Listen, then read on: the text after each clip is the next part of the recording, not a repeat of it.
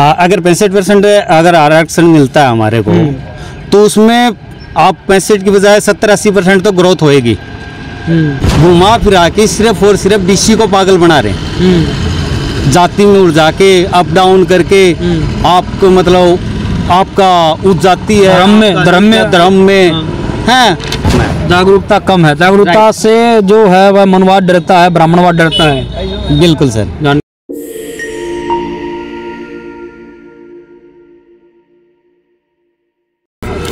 Welcome साथियों, channel के अंदर आपका स्वागत है। एक मुख्य मुद्दा हमने डिस्कस किया था अभी। मुख्य मुद्दा क्या था? वह था ओबीसी की जाति आधारित जनगणना। खुद ओबीसी से ही जान लेते हैं उनका दर्द क्या है। जाति आधारित जनगणना वह कब से चाहते हैं और हो क्यों नहीं रही है? नाम क्या आपका? हाँ, मेरा नाम उमेश सिंह है जी। कहाँ से आप? भिवानी से ही हैं? असलवास मरेठा, भिवानी डिस्ट्रिक्ट से। ओबीसी की जो जाति आधारित जनगणना है 1931 के बाद में पूरा जोर लगा लिया। इसके अंदर काका कालेकर आयोग आ जाता है, उसके बाद में बहुत सारे आयोग आ जाते हैं, मंडल आयोग भी हो जाता है, फिर उसके बाद में मेश्राम का भी एक अपना ये आयोग चलता ही रहता है। ये काफ़ी लंबा टाइम हो गया इनका जो ओबीसी की जाति आधारित जनगणना कर रही है। चौधरी विकास पटेल इसके राष्ट्रीय अध्यक्ष हैं पिछड़ा वर्ग मोर्चा के। आप कैसे देखते हैं इसको कि ये तो एक तरीके से हकमारी सरेआम हो रही है? तो होता छुपा चोरी छुपे, लेकिन ये तो सरेआम हो रहा है। ऐसा क्यों हो रहा है? ऐसा इसलिए हो रहा है जी कि इनको पता है, अगर ओबीसी को पता चल गया कि हमारी जनसंख्या इतनी, हमारे को जो आरक्षण दिया 27% दिया है, तो अगर 52% का पता चल गया इनके हाथ में कुछ नहीं रहेगा। अब आपको क्या लग रहा है कि आप जो 31 के अंदर जो आप 52 थे, अब भी 52 ही हो? नहीं, 52 से बढ़ा हुआ है, 60 से ऊपर। हाँ, आइडिया 60 के आसपास तो होना चाहिए। 52% है उनके अंदर से अगर डेथ रेट निकाल लेते हैं और उसके बाद में आप बर्न रेट निकाल लेते हैं, उसके बाद में भी अगर आप देखें तो करीब 70 साल में आपकी जनसंख्या ज़्यादा बढ़ी होगी। मैं जहाँ तक मानता हूँ कि आपकी जनसंख्या वो 70 से 65 के आसपास में होगी। 65% अगर आपको मिल जाता है तो आप कितनी तरक्की समझते हैं जो ओबीसी की? अगर 65% अगर आरक्षण मिलता है हमारे को, तो उसमें आप 65 की बजाय 70-80% तो ग्रोथ होएगी। और तब जैसे कि SC ST को पता है उनका आरक्षण पूरा मिला हुआ है, तो उनमें से कुछ जाना नहीं है। ये तो खिलाफ हैं ऑलरेडी। घुमा फिरा के सिर्फ और सिर्फ डीसी को पागल बना रहे हैं, जाति में उड़ जाके अप डाउन करके आपको मतलब आपका उस जाति है धर्म में है, आप हिंदू हो मुस्लिम हो, इससे अलग करके आपस में लड़ा रहे हैं सिर्फ और सिर्फ राज के कारण। कि इनको डर है जिस दिन भी अगर ये बम फटेगा तो इनका तो कल्याण हो गया। मतलब जो शंकर की तीसरी आंख बता रहे हैं वो असल में ओबीसी की आंख है। बिल्कुल राइट है सर।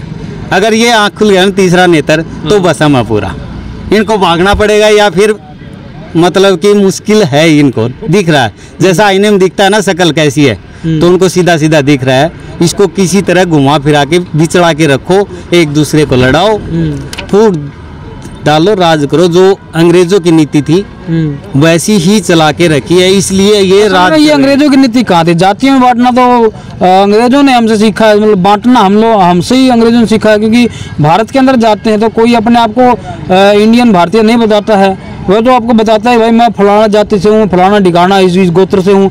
गोत्र जाति का जो सिस्टम है उसने देश का मतलब जो खत्म करने का जो एक काम था उसके अंदर सबसे ज़्यादा बड़ा योगदान दिया गया है।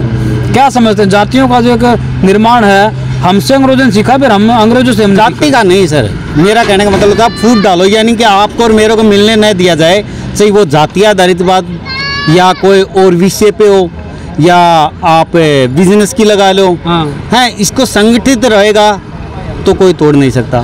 इसको अलग अलग करके ही बस में किया जा सकता है, क्योंकि इन जनसंख्या इनकी बहुत कम है, 3-3.5% बता रहे हैं। मतलब ब्राह्मणों की जनसंख्या 3-3.5% है, लेकिन न्यायपालिका में, कार्यपालिका में, मीडिया के अंदर और जो एक तरीके से विधायिका के अंदर पूर्ण रूप से इनकी भागीदारी सबसे ज़्यादा है। मंत्री पद भी अगर आप देख रहे हो तो सबसे ज़्यादा इनके पास में ही होते हैं। एक दो मतलब केवल जो जैसे कि जो नाली के अंदर से बॉल निकालने के लिए 2 लड़के हम लोग रखते हैं एक्स्ट्रा, कि भाई ट्राई बॉल खिलवा दी, एक्स्ट्रा बॉल में एक लास्ट ओवर, हाँ मतलब ऐसे में 1-2 आदमी रखते ही हैं। 20% के ऊपर शेड्यूल कास्ट का कोई आदमी रहता है। ओबीसी के बहुत सारे मंत्री हैं लेकिन बोलते ही नहीं है कभी भी। इसके ऊपर क्या कुछ समझ में?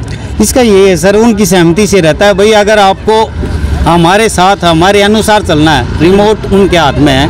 अगर आप अच्छे से चले तो हमारे साथ चल सकते हो, नहीं तो बाय बाय। मतलब ऐसा है कि अगर आपको यहाँ पर हमारी पार्टी में रहना है तो हमारा ही जी हजूरी करनी पड़ेगी। बिल्कुल राइट सर। पार्टी के गुलाम के डाउन में जॉब करना है तो उसके सीनियर की बात माननी पड़ेगी, नहीं तो आप एक रिजाइन डालो और चले जाओ। एक हरियाणा में एक कहावत है कि हाजी की नौकरी नाजी का करे। राइट है सर। मतलब जैसे ही अपनी बोलना शुरू करेंगे तो उस टाइम पे इनको निकाल दिया जाएगा। बिल्कुल सही है सर। ओबीसी काफी बड़े नेता है और अच्छी पकड़ वाले नेता है और संख्या भी ज्यादा ओबीसी की, लेकिन मंत्री पद पे होने के बाद में भी नहीं बोल पाते। बाबा साहब अम्बेडकर कहते हैं कि ऐसे नालायकों की हम लोगों को जरूरत नहीं है जो कि जमाई आने पर ही मुंह खोलते हैं। अगर जमाई भी अगर नेचुरल प्रोसेस नहीं होती तो वह उसका भी मुंह तब भी नहीं खोलते, ऐसा बोलते हैं डॉक्टर अम्बेडकर। देखो सर, स्टार्टिंग से आता है, अगर अपना बच्चा पैदा होता है, एक एग्जाम्पल है, तो कोई बच्चा पैदा होता है उसको हम बोलना सिखाते हैं, ये अंकल है, पापा है, मम्मी है, तो वैसे ही चलते हैं। जिस टाइम पे आज़ादी हुई थी तो हमारा देश आज़ाद हुआ, पंडित जवाहरलाल नेहरू जो बने उस टाइम पे हैं, उससे पहले उनका नंबर नहीं था, लेकिन 60 गांठ करके सेटिंग करके वो हो गया। तो तब से इनका राज चल रहा है, जो बताई जाती है वही सुनते हैं, नेचुरल का पता नहीं चलता, उसी को आगे बढ़ा रहे हैं। मतलब ऐसा आप मानते हो कि जागरूकता कम है? जागरूकता कम है। जागरूकता से जो है वह मनवाद डरता है, ब्राह्मणवाद डरता है। बिल्कुल सर। जानकारी से हाँ। चलिए बहुत बहुत धन्यवाद। इस तरीके की जो जानकारी है ओबीसी में जाता है कि अपनी जाति आधारित जनगणना हो जाए। उसके साथ में एक खास बात यह भी है कि अगर आप लोग कहीं पर भी ओबीसी के साथ में हो तो आप लोग संगठन का साथ दे सकते हैं, अपनी एकता का परिचय दे सकते हैं। उसके साथ में ही एक बात यह भी आप लोग इम्पोर्टेंट देखिए कि आप अपनी जो जानकारी है उसके ऊपर किसी भी तरीके से क्वेश्चन मार्क मत लगने देना, जो भी रखो आप पक्का रखो।